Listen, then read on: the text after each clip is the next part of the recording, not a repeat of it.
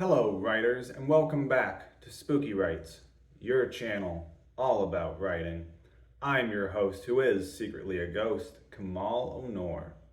Now, today we're going to be talking about something so evil, something so wicked, something so evil that it's capable of destroying your creativity. So make sure if you enjoy this video, make sure to subscribe to the channel, make sure to give this video a good thumbs up. It helps spread the channel, trying to grow. And with that said, let's head into the storm.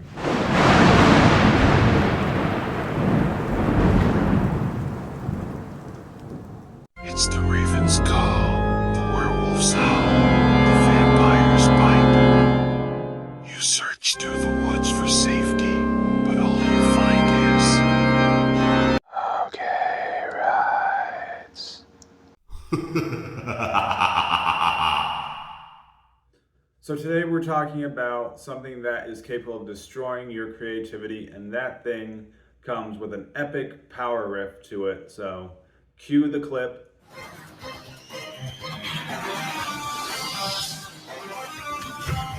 The big thing is that so many beginning writers, especially when we're young, when we're children, we grow up with this idea that Hollywood is action-packed and therefore our writing has to be action-packed. And this is not the case. Writing has high moments, it also has low moments. And it's okay to have slow moments. It's okay to have time and space in your writing. It's okay to have time and space in your novel. It's okay to have time and space in your short stories even.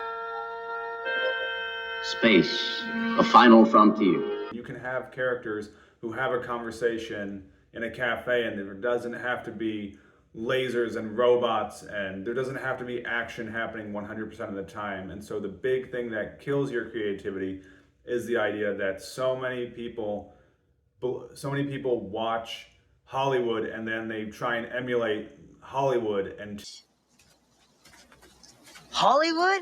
television and movies into their writing. And this is something that you need to avoid because movies are capable of achieving much different things through visual stimulus, where writing is not capable of the same thing, and vice versa.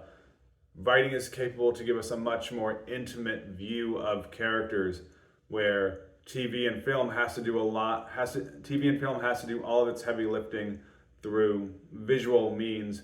We don't get the same depth of a character's soul as we do in writing. And again, it's perfectly okay to write scenes that are not action-packed, that don't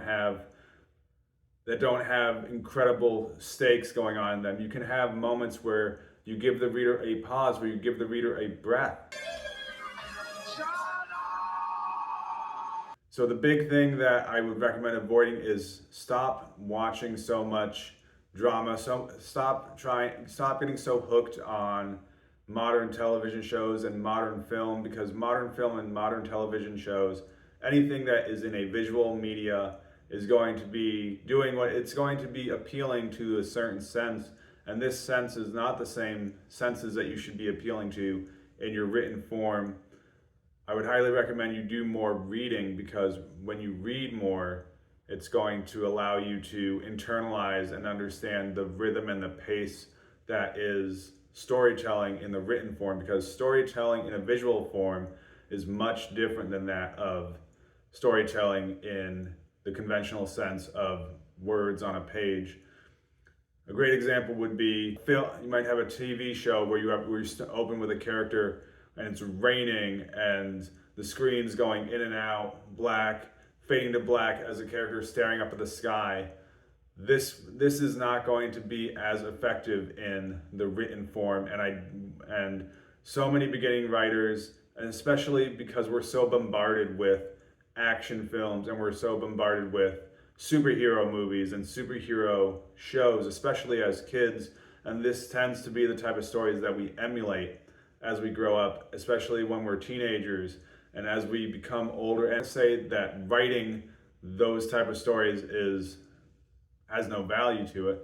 I'm not going to say that writing those type of stories has no value to it, because I think it does have value, and that value is most writers need to just get that writing out of them. They need to get the cliches and they need to get the hackneyed storylines out of them. They need to just put it on to paper. They need to just write it. And the more writing that you do, the more that you will get away from those Hollywoodized, action-packed, grandiose, everything is life or death.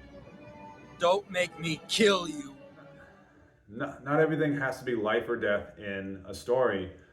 You can have characters talking about something that's a subplot. You can have characters behaving in ways that foreshadow events to come, but you don't necessarily have to have every scene be jammed full of action and jammed full of monsters, especially in the horror genre.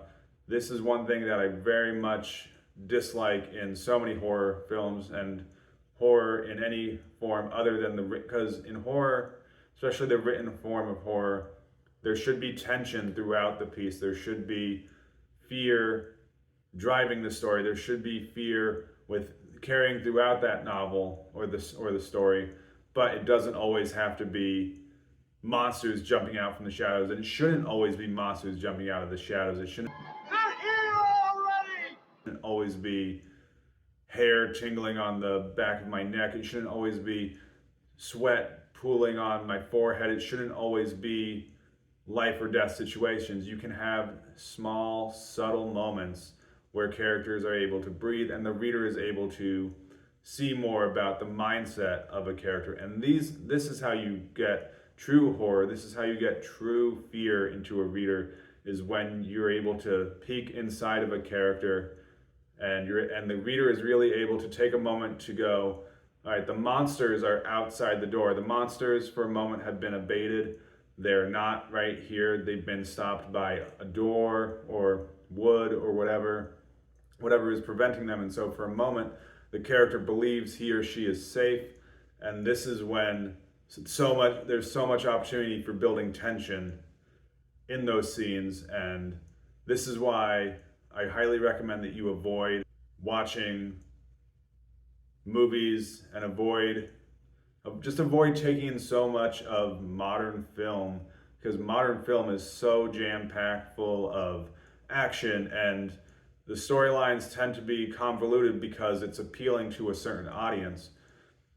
And this is why I highly recommend you read more books. And when you read more books, you're going to internalize the peaks and valleys that is the rising tension and rising action and falling action. And as you internalize this type of storytelling, you're going to find it's much more subtle in its approach than that of Hollywood and television, where television and Hollywood has to be grab attention, do this, monsters jumping out, guns and lightsabers and swords ablazing, and it's crazy, and oh my god, everything's so insane. And so I highly recommend that you avoid, and especially in your writing, try your best to avoid trying to emulate television shows. Do your best to stop trying to emulate action movies, especially action characters.